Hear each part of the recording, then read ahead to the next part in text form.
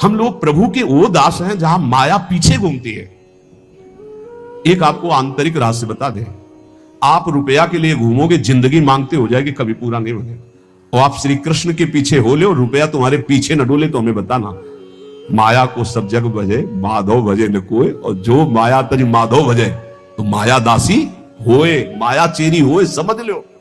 अरे भगवान के मारा घूम रहा है वैभव उनका अनंत ब्रह्मांडों में, उनके दास होके यार ये बहुत, ये अमल मत घोरा अनर्थकार इंद्रियाणाम, ये इंद्रियों के वशीभूत। हमें यही समझ में नहीं आता कि अपने लोग जब भगवत मार्ग में है तो रुपया और भोजन और वस्त्र और वास इसकी चिंता क्यों है? क्या जगन्नाथ स्वामी के चरणों में तुम्हारा समर्पण नहीं हुआ क्या? क्या जगदीश भगवान की महिमा को नहीं जानते हो क्या? फिर जानते नहीं अपने स्वामी को तो दास कैसे कहलाते हो? अगर स्वामी को जानते हो तो आप सच्ची मानिए, हम आपको कैसे बताएं।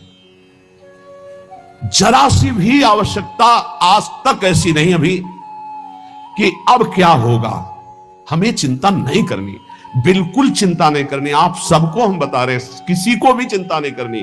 आपका पूरा भार प्रभु लिए, आप शरणागत है, आप इन छोटी छोटी बातों से हटिए, हर परिस्थिति में राजी रहिए। अगर हम इसमें राजी है तो सच्ची किसी दिन ये कट जाए, हम व्यवस्था ना कर पावे और फिर बैठ के सत्संग होए तो फिर देखो कितना आनंद आएगा, क्योंकि हम प्रभु के विधान में राजी रहना सीखे। तो कम से कम और कोई ना सीख पावे ये बात तो अपने शरणागत तो सीख ले, अपने वैरागी जन तो सीख ले, अपने वैष्णव जन तो सीख ले कि जिसमें प्रभु हमें राजी रखे उसमें राजी रहे। आज बड़ी असंतुष्टता होती कि हम लोग व्यवस्था के लिए चिंतित हो जाएं, हम लोग अर्थ के लिए चिंतित हो जाएं, हम लोग अपनी सुविधा के लिए चिंतित हो जाएं, जो नहीं होना चाहिए। धैर्य पूर्वक रहो, इन इंद्रियों की चालबाजी से बचो, निश्चिंत रहो, बेपरवाह रहो। एक हम आपको और बात बता दें अपनी तरफ से, जब तुम्हारे पास रसोई है तो सूखा भोजन आ जाता है, अगर रसोई बंद हो जाए तो, अगर बना ना आ जाए तो हमें बता देना। तुम भूखे बैठ के 12-1 बजे तक कीर्तन करो, रसोई में ताला लगवाओ, अगर बना बनाया भोजन ना आ जाए, कोई किसी से मत कुछ कहना, और सबका पेट ना भरने लगे तो हमको दूसरे दिन सत्संग में मत बैठालना यार, तुम्हारी बात झूठी है। पक्का विश्वास है, तुम एक दिन भूखे नहीं रह सकते, पेट भरने के लिए शाम तक तुम्हारे पास बना बनाया भोजन आ जाएगा बिना किसी के कहे। निश्चिंत रहो यार। एक बार वीर शिवाजी ने जाकर समर्थ गुरु स्वामी रामदास जी से कहा कि अकाल में खजाना खोल दिया, सब लुटा दिया, गुरुदेव आपकी कृपा से कोई भूखा नहीं रहा। बोले आओ चलते हैं। और एक बड़ा भारी शिला था, बोले मार इस पर। 3-4 शिला में तोड़वाया, हटाया, देखा बड़ा बढ़िया पुष्ट एक मेढक बैठा था। बोले शिवा इसको किसने खवाया? इसको यहां तक तुम पहुंचे? बोले नहीं गुरुदेव। कितना पुष्ट है, किसने खवाया? बोले प्रभु ने। फिर क्यों कहता मैंने खजाना खोल दिया? वही तो देनहार है, चराचर जीव का भरण पोषण। अरे कैसे बताए, वैष्णव होकर अगर हमें चिंता रह जाए, मान लो जैसे लोगों को चिंता कि ऐसा के, बिल्कुल नहीं, या किसी को भी कोई चिंता नहीं। हमारी बात पर विश्वास कर लेना, अगर आप भगवान के शरणागत हो तो तुम्हारा व्यवहार भी कभी नहीं बिगड़ सकता। परमार्थ की तो बात जाने दो, मेरे हरि का ऐसा है भाव को हमारे समझ लेना, बड़ा चमत्कार है शरणागति में। यह सत्संग केवल आपको पुष्ट करने के लिए होता है। आप कोई ऐसा लक्षण प्रकट मत करो जिससे संसारिकता आवे, आप कभी अविश्वास मत प्रकट करो जिससे अपने आराध्य देव का भरोसा डगमगाए, और इसी जन्म में लोक परलोक के सारे अनुभव आपको हो जाएंगे। केवल शरणागत रहो। ये मार्ग केवल अनन्यता से प्रभु के होने का है। ये करने का राग अहंकार मिटाने के लिए, होने से भगवत प्राप्ति हो जाती है, करने से नहीं। करने से होने में आना होता है। अगर हो जाओ आज तो करना मिट जाएगा, जो पीछे किया वो मिट जाएगा, जो आगे है वो सब बराबर हो जाएगा और भगवत प्राप्ति हो जाएगी। मेरी लाडली जू की चरण शरण में रह रहे हैं, बेपरवाह हो जाओ। बेपरवाह का मतलब ये नहीं कि तुम पापाचरण करो, तुम अब अपने कल्याण की चिंता मत करो, अब चिंतन करो, जितना बने नाम जप करो। जब जागे तब प्रिया भजे नहीं सोवे पांव पसार। अपनी कुछ दिनचर्या ऐसी रखो, भरोसे में आनंद पूर्वक रहो। हमारी प्रिया जो बहुत कृपालु है, बहुत करुणामयी, जिसको सत्पुरुषों का संग मिल गया उसे काल रूपी सर्प का भी भय नहीं रहता। कहीं ना कहीं आपको सत्संग प्राप्त हो रहा है, ये बहुत बड़ी बात है। रोज ब्रह्म मुहूर्त वेला में भागवतिक शब्द, भागवतिक सिद्धांत पढ़ रहे हैं। अगर हमें सत्संग मिल रहा है और हमारी सद्भावना बन रही तो हमें प्रभु का प्यार निश्चित मिलेगा। प्रभु हमें प्यार कर रहे हैं, तुम्हें दिखाई नहीं दे रहा लेकिन प्रभु तुम्हें बहुत प्यार कर रहे हैं। मनुष्य शरीर दे के ये सौभाग्य जो है ना, ये केवल भगवत कृपा। जब द्रवहि दीन दयालु राघव साधु संगति पाई। हरि किसको प्यार करते हैं? श्री भगवत ऋषि जी महाराज कह रहे हैं, ये भगवान को बहुत प्रिय है सच्चे लोग। कौन सच्चे? सच्चे कौन? बोले जो लोभ रहित, छल रहित, दयानिधि, सब ही के सुख दानी, साचे प्रिय हरि के ये प्राणी। वही व्यक्ति हमारे प्रभु श्री हरि को बहुत प्यारा लगता है जिसने धन का लोभ छोड़ दिया है। तो ये काम कैसे चलेगा? धन का लोभ, धन कमाइए, मेहनत से कमाइए, धर्मपूर्वक कमाइए। लोभ रखोगे तो पाप कर लोगे, लोभ रहित होकर धर्म कमाओगे तो पुण्यमय धर्म, धर्ममय धन, लाभमय धन, सुखमय धन होगा। मान लीजिए, प्रार्थना मान लीजिए, लोभ रख के धन कमाओगे तो पाप जरूर बनेगा। ये लोभ ही पाप की जड़ है। पाप किसका होता है? जिसके हृदय में धन का लोभ होता है। तुम्हें इतने रुपए देंगे, इसको ऐसा कर दो, आप कर देंगे। रुपए का लोभ है, रुपए का लोभ है तो आप नहीं देखेंगे किसको क्या पीड़ा हो रही है, आप चोरी, हिंसा जो चाहेंगे। ये लोभ रहित, धन का लोभ ना रखते हुए धर्म पूर्वक धन कमाते हुए गृहस्थी में परिवार की सेवा करें, और विरक्ति में तो भगवान के भरोसे जब जैसे चाहा। लोभ नहीं, सबसे ज्यादा खास बात हमें लोभ पाप में लगाता है। हम कहते हैं लोभ नुकसानदायक है विरुद्ध भाव में। नाम जप का लोभ रखो, वो 20,000 जपते हम 30,000 जपेंगे, वो 8 घंटे जपते हम 10 घंटे जपेंगे, रात्रि में सब सोते हैं हम कम सो के खूब नाम जप करें, ये ले लोभ। वो एक बार चतुरासी जी का पाठ करते हम 2 बार करेंगे। लोभ बढ़ाओ, भगवत चरणारविंद के प्रति लोभ बढ़ाओ, ये लोभ सार्थक हो जाएगा, संसार के प्रति नहीं। लोभ रहित, छल रहित, किसी के साथ कपट का व्यवहार ना करो। पता नहीं क्यों कपट का व्यवहार करना सुखद लगता है। बिल्कुल गोलमाल, छुपा करके अंदर की बात को बाहर कुछ और बोलना, आचरण कुछ और होना, अंदर नहीं। क्या इससे फायदा क्या मिलेगा? सर्वात्मा भगवान तो सब जानते हैं। सीधी बात करना, सीधी जो हृदय में चल रही वही वाणी में, वही आचरण में। हम नीच है तो नीच है, अच्छे हैं तो अच्छे हैं, तो सुधार हो जाएगा। ऊपर से पॉलिश करके जब सुनार के पास ले जाओगे ना तो 1 मिनट में पहचान जाएगा कि ये स्वर्ण की पॉलिश है, ये स्वर्ण नहीं है। छल रहित, कपट रहित। भगवान कह रहे मोह कपट छल छिद्र न भावा, नहीं अच्छा लगता। यहां कह रहे हरि को कौन से प्राणी प्रिय? जो लोभ रहित, छल रहित, दया निधि, दूसरों को सुख देने की भावना, सब ही के सुख दानी, दूसरों को सुख देने की भावना भगवान को प्रसन्न करने का बहुत बढ़िया उपाय है। कभी कोई प्यासा, लूला, लंगड़ा, कैसी परिस्थिति में भगवान तुम्हें सेवा का अवसर दे रहे हो, तो जानना मेरे नारायण भगवान इस रूप में आए हैं और सेवा का अवसर दे रहे। तो अपना काम रोक करके उनकी जरूर सेवा कर देना, उनका जरूर सहयोग कर देना। प्यास मिटाना, भोजन पवाना, औषधि दिलाना, वस्त्र पहना देना, ऐसी सुविधा दे देना। 4 लोग मिलकर करो, ना अकेले कर सको। कोई ऐसा बीमार मिल जाए, कोई ऐसा, उसको वास की व्यवस्था, भोजन की व्यवस्था, औषधि की व्यवस्था, भगवान देखता है, बहुत प्रसन्न हो जाएगा। हम चाहेंगे ऐसा कि आप लोगों के जीवन में कभी भगवान ऐसा अवसर दे कि कोई किसी की सोच उठानी पड़े, कपड़े धोने पड़े, और ऐसी सेवा में आप आनंदित होकर कर ले, फिर आप देखना आपके जीवन की धारा बदल जाएगी। विश्वास मानना, साधना तपस्या एक तरफ, और किसी एक बार ऐसे किसी असहाय की सेवा जो भगवान ने तुम्हें दी हो, ढूंढने की जरूरत नहीं, अचानक भगवान ने दी, आप उठा ले जाओ अस्पताल में, उनकी औषधि कराओ, अपने घर ले आओ, उनको स्वस्थ करो, कपड़ा लत्ता पहनाओ, 100-200 रुपया दो, जाओ भाई जहां जाना हो, तुम्हारी जहां व्यवस्था हो, इतना जरूर कर दो। जरूर, जब तक असहाय असमर्थ अवस्था है, कोई वृद्ध है, कोई ऐसा है, जरूर सेवा करनी चाहिए। बोले दयानिधि सबही के सुखदानी। अब आगे कह रहे कि अगर ऐसे सदगुरु की प्राप्ति हो जाए तो भगवत प्राप्ति देर नहीं लगती। बोले गुरुदेव कैसे हो? बोले निष्प्रिय, किसी से कोई मतलब रखने वाले ना हो, कोई परिचय बनाने वाले ना हो, तभी बात बनती है। पोजीशन देख करके, संपत्ति देख करके, सुख वासना की बात देख करके यदि हम किसी को शिष्य भाव स्वीकार करते हैं तो उसके ऊपर भगवत भाव ना चढ़ेगा और ना हम उसका कल्याण कर पाएंगे, क्योंकि हमने उसकी भोग वस्तुएं देखी है और वो हम चाहते हैं कि रुपया दे दे, कपड़ा दे दे, अमुक भेंट दे दे, तो कभी शिष्य का कल्याण नहीं कर पाएगा वो गुरु। बोले निष्प्रेही गुरु, लौकिक पारलौकिक किसी भी वस्तु पद प्रतिष्ठा की चाह ना हो, ऐसा गुरु। भजन परायण, रात दिन प्रभु के चिंतन में लगा हो। बोले ऐसा जब गुरु मिलता है तो चाहे जितना अधम शिष्य हो, निश्चित उसका उत्थान शुरू हो जाता है। उत्थान, रुपया पैसा, संसार की भोग सामग्री, नाना प्रकार के कुमार्गामी प्रवृत्तियां, सबको त्यागने का मन हो जाए और भगवान के पाने की इच्छा, यही उन्नति का दर्शन अपने अंदर है, हमारा परिवर्तन हो रहा है, संसार का राग छूट रहा है, भगवान प्यारे लग रहे हैं।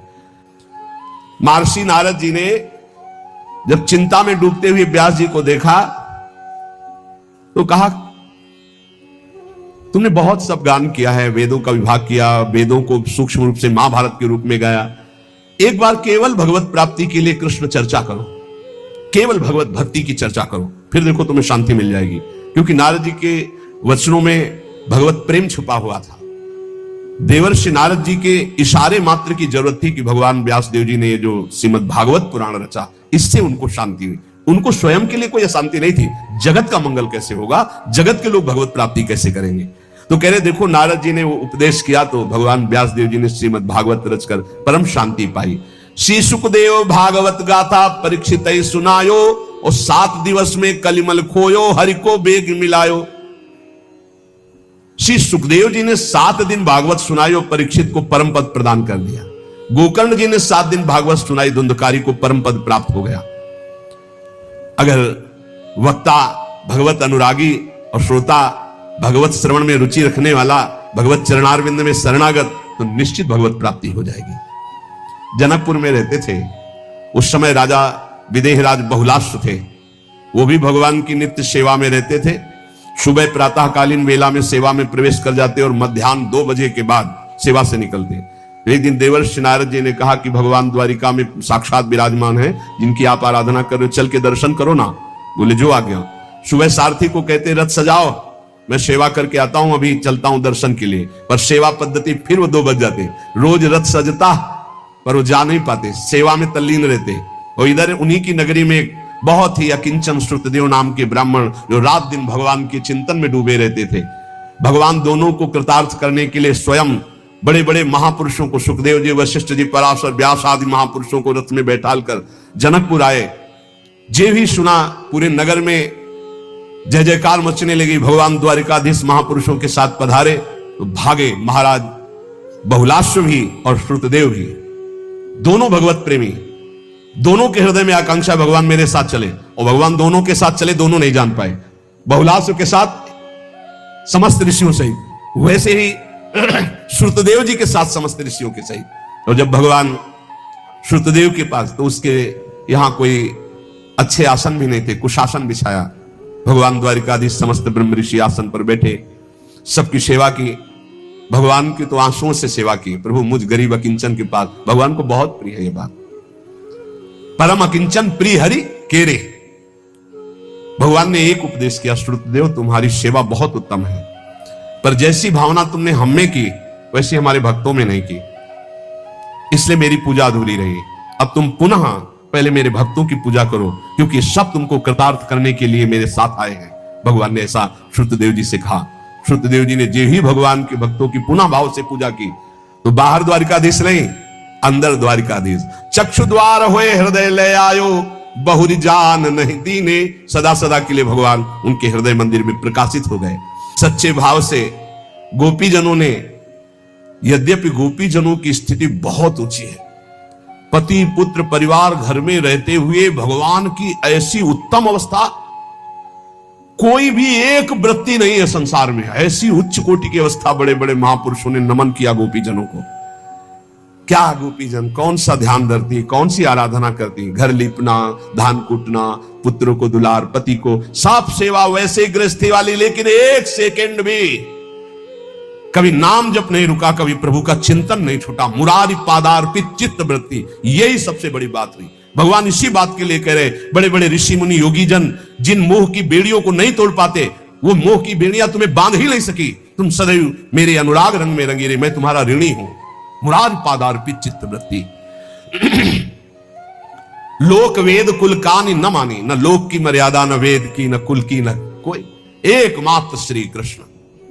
भाव में, स्वप्न भाव में एक बार अनिरुद्ध जी उषा जी के आगे भगवान के चतुर्व्यूह में है।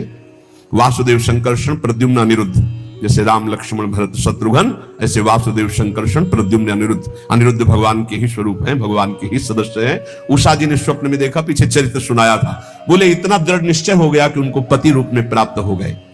जैसे चंद्रमा प्रकाशित होकर सबको शीतलता प्रदान करता है, ऐसे पूज्य श्री जयदेव जी की गीत गोविंद जगन्नाथ भगवान को बहुत प्रिय, जहां गीत गोविंद गाए भगवान उसको सुनने के लिए पीछे पीछे डोले। यदि भगवान की कृपा से कहीं साधु संगति मिल जाए तो इस संसार समुद्र में पुनः जन्म नहीं होगा, वो निश्चित भगवत प्राप्त हो जाएगा।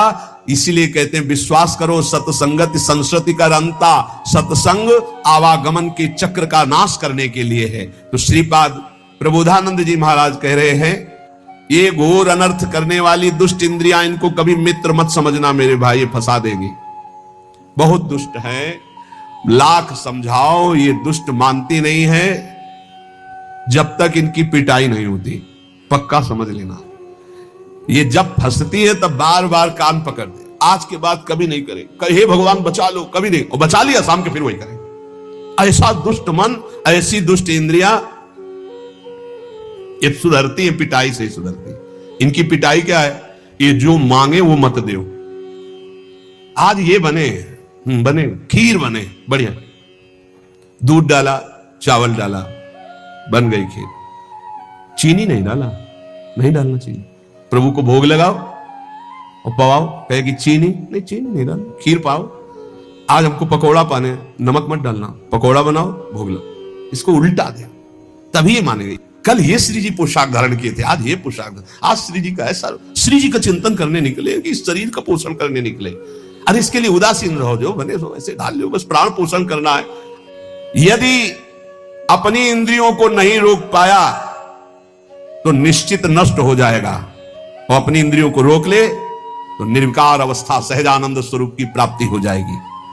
देखो इंद्रियों का संयोग करने के लिए मन लालायित है कि एक बार हो जाए तो मन को समझा दूंगा, लेकिन एक बार संयोग हो गया तो तृष्णा जीने नहीं देगी, पक्की बात समझ। ये ऐसा दलदल है, एक बार जो उतरा तो गुरु हरि चाहे निकाल ले, बकाया दूसरा स्वयं निकल पावे ऐसा किसी की सामर्थ्य नहीं।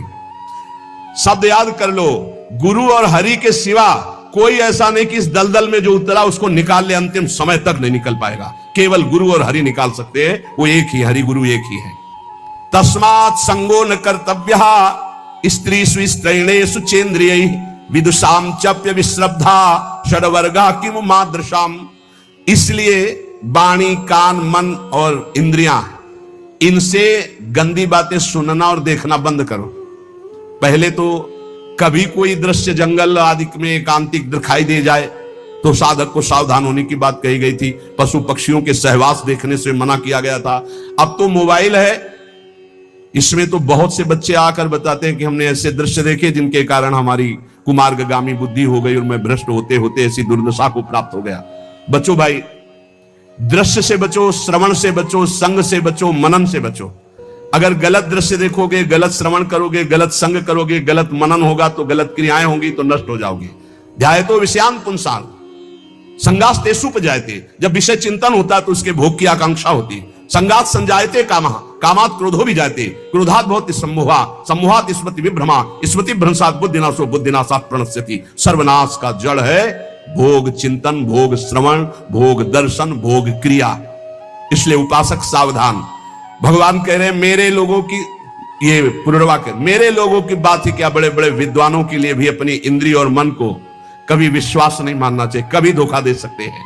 भगवान श्री कृष्ण कहते उद्धव, ये उद्गार महाराज पुनर्वाक्य थे, उनका हृदय जब ज्ञान से प्रकाशित हो गया तो उन्होंने मेरा साक्षात्कार अपने हृदय में करके शांत भाव को प्राप्त हो गए।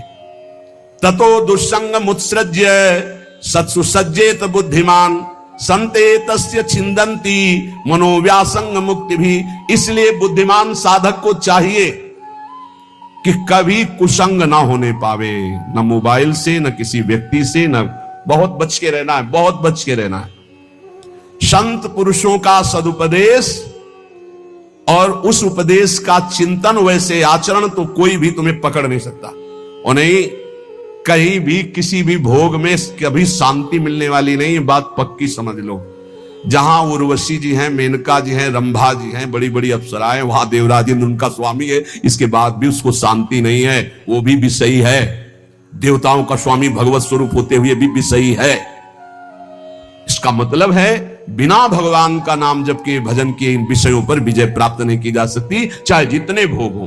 तेषु नित्यम महाभाग महाभागेषु मत कथा संभवंति हिता नृणाम जुषताम प्रपूर्णंत्यघम। हम उनके भाग्य की क्या सराहना करें जो संतों के संग में मेरी लीला कथा सुनते रहते। भगवान कह रहे